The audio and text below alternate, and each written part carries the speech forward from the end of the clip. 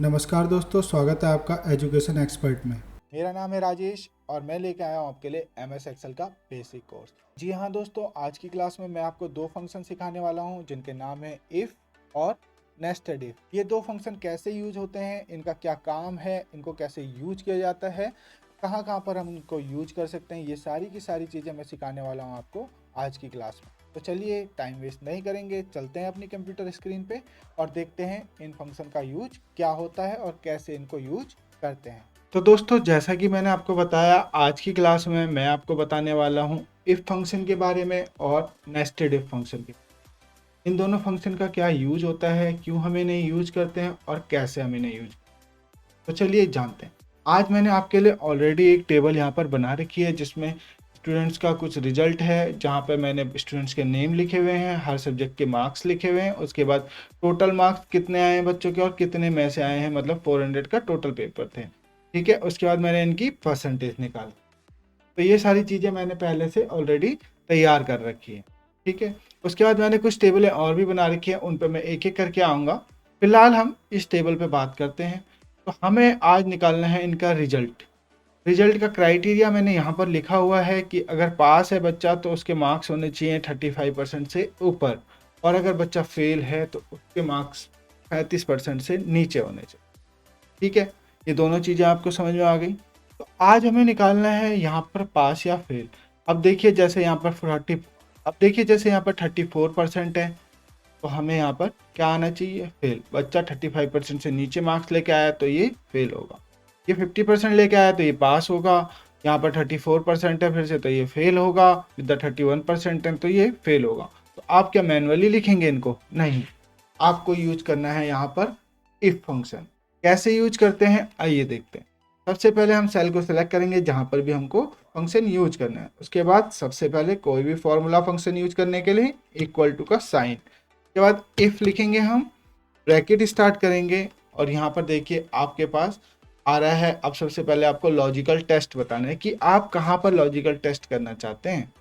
हमारा logical test कहाँ पर होगा, यहाँ पर होगा, क्योंकि हम परसेंटेज देख रहे हैं। ठीक है, हमने उसको सिलेक्ट कर लिया। अब हमें यहाँ पर कुछ चीज़ रखनी है। क्या? हम यहाँ पर उसको कंडीशन देंगे इज ग्रेटर देन 35%। मतलब ये जो वैल्यू है ये अगर 35% से बड़ी है, अगर 35% से बड़ी है तो के लिए comma, bracket start, double intercourse open, value if true. अगर ये सही है तो क्या आना चाहिए, पास, डबल इंटरकोर्स बंद, कॉमा, फिर उससे अगर वैल्यू नीचे है या इफ फॉल्स है, अगर ये 35% से बड़ी नहीं है तो क्या होना चाहिए, तो डबल इंटरकोर्स के अंदर लिखेंगे फेल, डबल इंटरकोर्स बंद, ब्रैकेट क्लोज, एंटर। रिजल्ट क्या आया यहाँ पर, फेल, क्योंकि बच्चे के 34% मार्क्स हैं। अब अगर हम इसे ड्रैग कर देंगे तो आप देख सकते हैं आपके पास सबके रिजल्ट आ गए हैं। आ गए, इस बच्चे के यहाँ पर 34% हैं तो फेल है, ये बच्चे के 31% हैं तो फेल है, और बाकी सारे बच्चे पास हैं। तो आपको इफ फंक्शन का यूज पता चला। कैसे किया हमने, एक बार दोबारा देखते हैं। इसको डिलीट कर देते हैं यहाँ से, दोबारा से दोबारा से फंक्शन लगाएंगे equal to if, bracket start, cell select करेंगे, ग्रेटर देन का साइन लगाएंगे, 35% लिखेंगे, कॉमा लिखेंगे, तो डबल इंटरकोर्स में लिखेंगे पास, पहला क्राइटेरिया, डबल इंटरकोर्स बंद, कॉमा, और अगर गलत है तो क्या लिखना है, फेल, फेल, डबल इंटरकोर्स बंद, ब्रैकेट क्लोज, एंटर।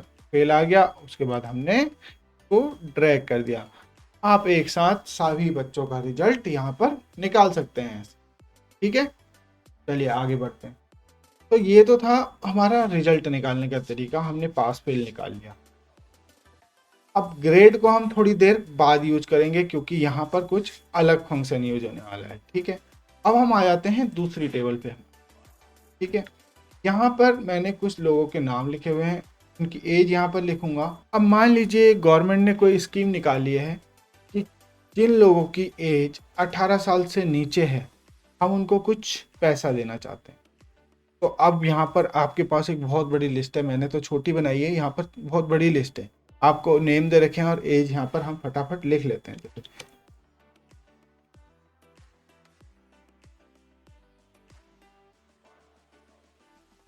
हमने यहाँ पर एज लिख दी। अब गवर्नमेंट ने कहा है कि हम केवल 18 साल से नीचे वालों को क्या देंगे, स्कीम देंगे।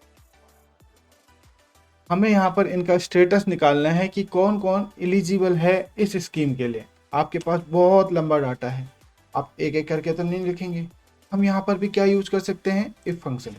कैसे करेंगे, equal to if function use करेंगे, ब्रैकेट स्टार्ट करेंगे, ये वैल्यू इज लेस देन, क्या फंक्शन यूज करेंगे, इज लेस देन, किससे, 18 से, ठीक है।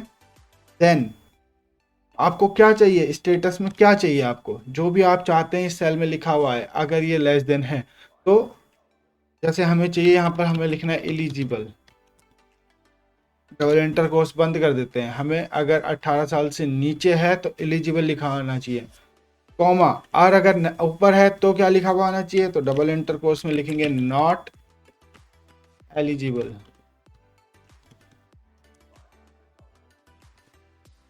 डबल एंटर कोर्स बंद, bracket start, bracket close, enter.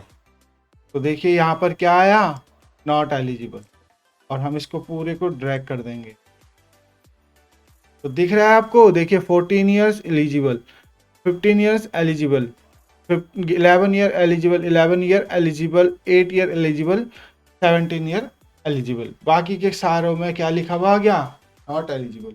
तो आपको समझ में आया कि हम इफ फंक्शन का यूज क्यों करते हैं। देखिए ये एक्सेल में बहुत ही ज़्यादा यूज होता है इफ फंक्शन, आपके डाटा में आपको काम करते वक्त बहुत ही ज़्यादा काम आने वाला फंक्शन है। तो इसको बड़े ही ध्यान से और बिल्कुल अच्छे से समझिए, ठीक है। तो आपको मैंने दूसरी कंडीशन भी बता दी, जैसे हमने यहाँ रिजल्ट के लिए निकाला पास फेल, वैसे ही हमने यहाँ पर एलिजिबिलिटी के लिए भी निकाल दिया, क्या यूज करके, इफ फंक्शन, ठीक है। तो आपको ये भी समझ में आ गया, ठीक है। अब आते हैं नेक्स्ट टेबल पर। यहाँ पर हमारे पास कुछ एम्प्लॉयज़ का डाटा है, यहाँ पर उनके नेम है, यहाँ पर उनकी सैलरी है। अब यहाँ पर हमें कुछ निकालना है, हम यहाँ पर लिख देते हैं स्टेटस की जगह बोनस, ठीक है। अब कंपनी को कुछ बोनस देना है अपने एम्प्लॉयज़ को, तो कंपनी के दो क्राइटेरिया हैं कि अगर जिसकी सैलरी 20,000 से नीचे है उनको तो कंपनी देगी कितना, 10,000 बोनस, ठीक है।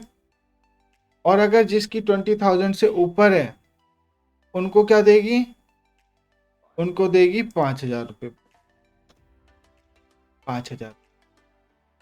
तो आप समझ गए, मैंने एग्जाम्पल के लिए केवल ऐसे ही यहाँ पर रफली लिख दिया कि अगर 20,000 से नीचे है, क्या है, 20,000 से लेस देन 20,000 है तो 10,000 रुपये, और अगर ग्रेटर देन 20,000 है तो 5,000 रुपये।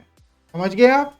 हम यहाँ पर इनके बोनसेस निकालने हैं हमें, कि जिसकी अगर जितनी सैलरी है उस हिसाब से बोनस आ जाए, कि जिसको 10,000 मिलने हैं 10,000, जिसको 5,000 मिलने हैं उसको 5,000। तो देखिए इफ फंक्शन कैसे काम करते हैं, equal to if bracket start, इसको सिलेक्ट करेंगे, एज लेस देन 20,000, ठीक है, ठीक है। आप ग्रेटर देन भी लगा सकते हैं, लेस देन भी लगा सकते हैं। वैसे आपको फॉल्स और ट्रू में याद रखना पड़ेगा कि आपको क्या चाहिए। अगर लेस देन है तो आपको क्या लगाना है, डबल इंटर कोर्स के अंदर 10,000 रुपीज लिखने हैं उसके, क्योंकि अगर कम है तो 10,000 रुपये देगी कंपनी, ठीक है। कॉमा, फिर से डबल इंटर कोर्स, और अगर 20,000 से ज़्यादा है तो 5,000, डबल इंटर कोर्स बंद, ब्रैकेट क्लोज, एंटर। इसकी सैलरी कितनी है, 21,000, तो इसको कितना बोनस मिलेगा, 5,000। ट्रैक कर देंगे, सबके बोनसेस आ जाएंगे। देखिए ये 20,000 से नीचे वाला था, इसको 10,000 मिल रहे हैं। ये 15,000 वाला था, इसको भी 10,000 मिल रहे हैं। लेकिन जो 20,000 से ज़्यादा वाले हैं उनको 5,000 रुपये। तो आप समझ गए इफ फंक्शन कैसे कैसे काम आ सकता है। चलिए, तो आपको ये भी समझ आ गया है। अब आगे बढ़ते हैं, अब बात करते हैं नेस्टेड इफ फंक्शन की। नेस्टेड इफ फंक्शन क्या होता है, नेस्टेड इफ फंक्शन का मतलब है जब आप बहुत ज़्यादा कंडीशन लगाते हैं। यहाँ पर तो हम एक कंडीशन लगा रहे थे, या तो है या तो नहीं है, या तो ट्रू होगी या फॉल्स होगी। लेकिन अगर आपको ये बताना है कि ग्रेड निकालने हैं 91 से 100% के बीच में जिसके हैं उसके ए प्लस आ जाए, 81 से 90 है तो ए आ जाए, 61 से 80 के बीच में तो बी आ जाए, 50 से 60 के बीच में है तो बी आ जाए, तो आप कैसे निकालेंगे ग्रेड? इतने सारे इफ फंक्शन कैसे यूज करेंगे? उसके लिए हम यूज करते हैं नेस्टेड इफ फंक्शन। तो हम कैसे निकालेंगे? देखिए, सेम फंक्शन होता है, इफ फंक्शन ही यूज करते हैं नेस्टेड इफ फंक्शन के लिए भी।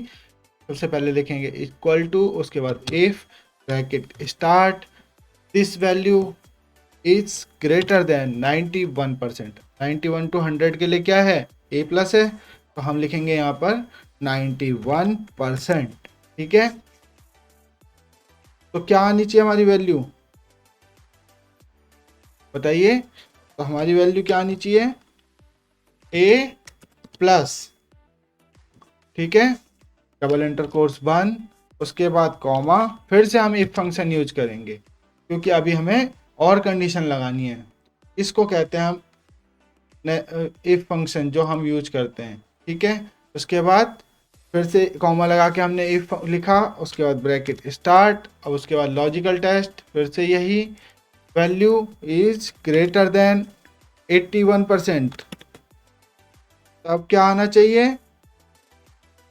कॉमा, डबल इंटरकोर्स ए, केवल सिंगल ए आना चाहिए, डबल इंटरकोर्स बंद, फिर से कॉमा, फिर से इफ फंक्शन यूज करेंगे, फिर ब्रैकेट स्टार्ट, यही वैल्यू तीसरी बार इफ फंक्शन यूज कर रहे हैं हम, 61 पे यूज करेंगे। आपकी बात 61 टू 80 का है तो 61, सॉरी, फिर से ग्रेटर देन 61 यूज करेंगे इस बार। तीसरी स्लैब है हमारी 61 टू 80 की, तो हमने 61 लिखा, कॉमा, अब की बार डबल इंटरकोर्स के अंदर क्या आना है? बी प्लस, बी प्लस लिखा, फिर डबल इंटरकोर्स, फिर कॉमा। अब हमारी चौथी कंडीशन है 51% की, तो फिर से इफ फंक्शन लगाएंगे, if bracket start, this value is greater then 51, अब की बार 51 है, 51 लिखा, कॉमा, डबल इंटरकोर्स के अंदर क्या लिखना है इस बार? बी, बी डबल इंटरकोर्स बंद, फिर कॉमा, फिर इफ फंक्शन लगाएंगे, फिर इफ फंक्शन लगाएंगे, फिर ब्रैकेट स्टार्ट करेंगे, और उसके बाद हम अपना अगला क्राइटेरिया देखेंगे, 41 वाला है, तो सबसे पहले इसको सिलेक्ट करेंगे, इज ग्रेटर देन 41%। इन सब के आगे मुझे परसेंटेज लगानी है, मैं परसेंटेज लगा देता हूँ, मैं भूल गया था। परसेंटेज, आप यहाँ से फॉर्मूला बार पे जाके परसेंटेज लगा सकते हैं। मैं सब पे परसेंटेज एक बार लगा रहा हूँ, ये देखिए। उसके बाद यहाँ पर परसेंटेज लगाइए। तो ये जो नेस्टेड इफ फंक्शन बोलते हैं हम इसको, ये बहुत ही बड़ा फंक्शन होता है। ठीक है, हमने इस पे भी लगा दिया। उसके बाद कॉमा, अगर 41% से ऊपर है तो क्या आना चाहिए? ग्रेड सी, तो डबल इंटरकोर्स के अंदर हम लिख देंगे सी, डबल इंटरकोर्स क्लोज, फिर कॉमा, अभी एक और रह रहा है 35 वाला, तो डबल इंटरकोर्स वो, तो उसके बाद फिर से if function, bracket start, this value is greater then 35%, comma, तो क्या आना चाहिए? डी, डी डबल इंटरकोर्स बंद। अब हमारी सारी कंडीशंस पूरी हो गई। ठीक है, हमने पांचों के पांचों लगा लिए। यहाँ पर देखो, is greater than 91%, is greater then 81%, is greater then 61%, is greater then 51%, 41% और 35%, ये सारे के सारे लगा लिया। हर बार हमने क्या किया? इफ फंक्शन यूज किया। अब आपको याद रखना है, जब आप ये वाला फंक्शन यूज करते हैं, इसको बोलते हैं हम नेस्टेड इफ फंक्शन। तो जब आपका फॉर्मूला पूरा हो जाता है, उसके बाद आपको काउंट करने हैं ब्रैकेट, कि आपने कितने ब्रैकेट यूज किए थे। 1 2 3 4 5 6, कितने ब्रैकेट यूज किए आपने? 6, तो आपको कितने ब्रैकेट लगाने हैं? 6 ब्रैकेट।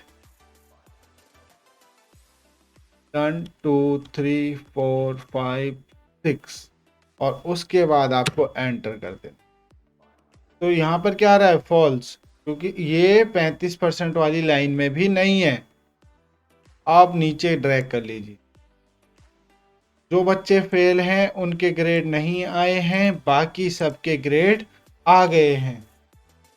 देखिए 50%, 41 to 50 सी ग्रेड। तो बाकी सबके ग्रेड आए, 3 बच्चों के ग्रेड नहीं आए क्योंकि 3 बच्चों का क्राइटेरिया ग्रेड में नहीं था। जिनके 35% से भी नीचे हैं उनको कोई ग्रेड नहीं मिला, उनके में फॉल्स लिखा हुआ आ रहा है, क्योंकि हमने अपने फंक्शन में कहीं पे भी जिनके 35% से नीचे के हैं उनके लिए कोई भी क्राइटेरिया नहीं डाला। तो कुछ इस तरीके से हमारा नेस्टेड इफ फंक्शन यूज होता है। तो आई होप आपको ये अच्छे से समझ आया होगा कि कैसे हम इस फंक्शन को यूज करते हैं। थोड़ा सा बड़ा होता है और आने वाली एडवांस क्लास में मैं आपके लिए इसका एक शॉर्टकट लेके आने वाला हूँ। तो जब आप ये भी इस पे प्रैक्टिस कीजिए, आप बेसिक सीख रहे हैं, जब आप एडवांस क्लास लेंगे तो वहाँ पर मैं आपको इसकी जगह एक और दूसरा फंक्शन सिखाऊंगा जिससे आपको इतनी मगजमारी करने की ज़रूरत नहीं होगी। तो आई होप आपको ये अच्छे से समझ आया होगा। आई होप दोस्तों आपको अच्छे से समझ आया होगा कि इफ फंक्शन कैसे यूज होता है और इफ्स फंक्शन कैसे यूज होता है। इफ्स मतलब नेस्टेड इफ।